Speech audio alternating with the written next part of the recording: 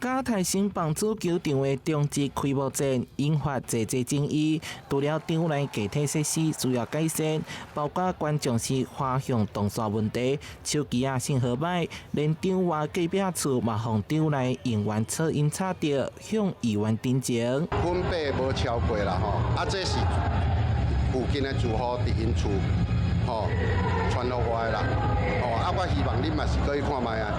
即個若有民眾檢舉，阮上好是去引導阮去安尼，更較準啊呢。我們基本上其實有一些規範是希望不要有一些這個機械的聲音出來，像什麼汽笛啊。汽笛啊，或是有一些鼓啊等等這些，或許人聲都還可以啦。所以我看報告裡面有寫說，賽事期間宣導少使用汽笛、哨子、大鼓，那晚上10點之後停止這個電子應援等等。對。統一賽球團目前以二組方式使用嘉泰新棒足球場，議員唔那針對營運問題提出建議，另外就市府先前重新招商場外美食區，引起球迷質疑是唔是有道理指定業者。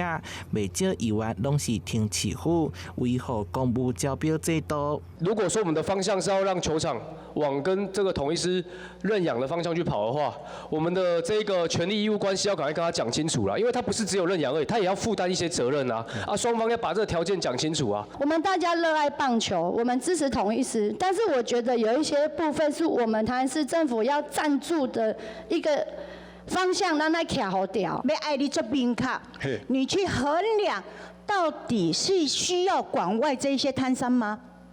不一定。市府第13號重新招商為期5天，營運時間對中職統一賽隊上半冬賽季延長到全冬的賽季。第2屆標案流標，目前初步決定要閣開第3屆標案，也就是要閣招商。未來將看大型賽事等實際需求來開辦臨時市集。